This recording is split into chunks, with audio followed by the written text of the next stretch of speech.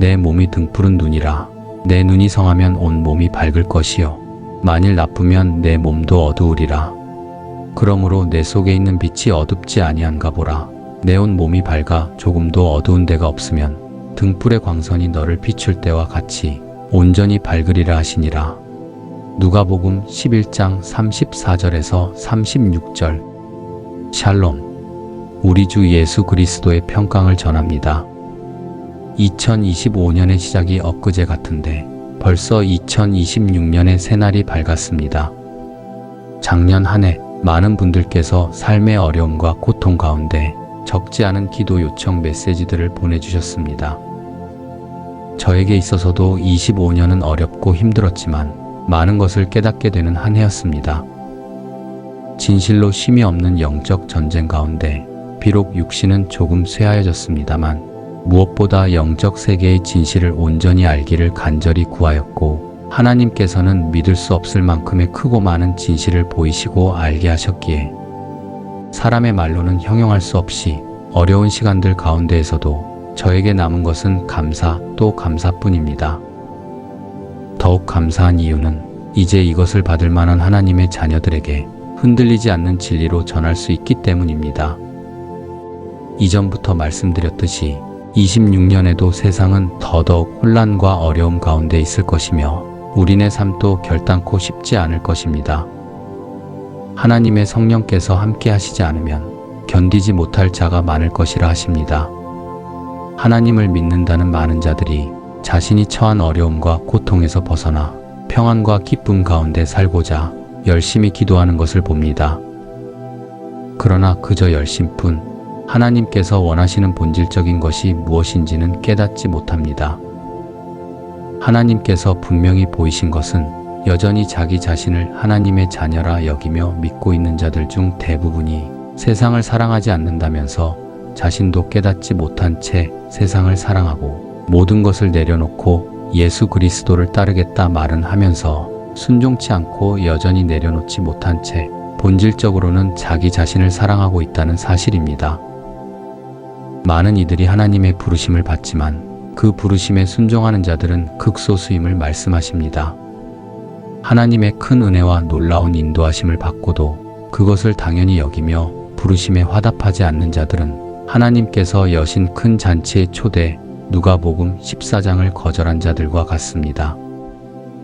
밭을 사서 소 5겨리를 사서 장가들어서 온갖 시선과 관심이 세상에 있는데 어찌 하나님의 진리, 영의 세계를 깨달을 수 있겠습니까? 결국 그들은 슬피 울며 이 일을 가는 영원에 갇히게 될 것입니다. 자신을 하나님의 자녀라 믿으면서 세상이 말하는 가치관을 가지고 있고 경제적 어려움에서 육체적 질병에서 벗어나는 일에만 초점이 맞춰진 그저 생존의식에서 벗어나지 못한 자들이 대부분입니다.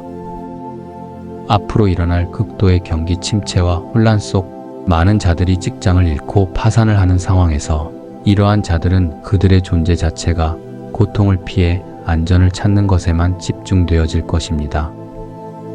하나님의 세계, 영적인 것을 찾는 것은 이러한 상황 가운데에서도 내가 처한 상황과 어려움이 아닌 하나님의 시선을 깨닫는 것입니다. 하나님께서 나에게 무엇을 원하시는지 그분의 진정한 뜻을 구하는 것입니다. 나라는 존재가 진정 하나님 보시기에 합당한 자인가? 나의 시선이 진정 어디를 향하고 있는지를 분명히 깨닫기를 바랍니다. 그러나 위의 생존의식에서 벗어난 자들도 마찬가지입니다. 삶 가운데 큰 어려움과 부족함이 없으니 하나님께서 나와 함께 하신다는 크나큰 착각 속에 살고 있는 자들이 수도 없이 많습니다. 이들은 그저 적당히 하나님을 따라 살다가 하나님 나라에 가면 되겠지라는 안일한 생각 속에 예수 그리스도의 명하신 것들을 이루고 행할 생각이 없는 자들입니다. 이들은 사단에게서 속임을 당한 자들이며 최후의 날 하나님의 심판대 앞에 섰을 때 불법을 행한 자로 판결을 받을 자들입니다. 오히려 어려움과 고통 가운데 하나님을 찾는 열심이라도 있는 자들보다 못한 자들인 것입니다.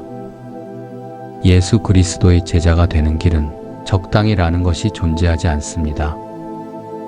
아비나 어미를 나보다 더 사랑하는 자는 내게 합당치 아니하고 아들이나 딸을 나보다 더 사랑하는 자도 내게 합당치 아니하고 또 자기 십자가를 지고 나를 좇지 않는 자도 내게 합당치 아니하니라. 마태복음 10장 37절에서 38절. 나의 모든 것, 내가 소중하다 여기던 모든 것까지 하나님 앞에 내려놓고 생명을 걸어 예수 그리스도의 명하신 것에 순종하는 자들만이 하나님께 합당하다 칭하심을 받을 것입니다. 예수 그리스도께서 오신 목적, 마귀의 일을 멸하는 것에 아무런 관심이 없는 자들, 그저 이 한 세상 복을 받고 평안히 살다가 천국에 가는 것이 여러분의 삶의 목적이라면 당신은 하나님 보시기에 합당한 자가 아님을 기억하십시오.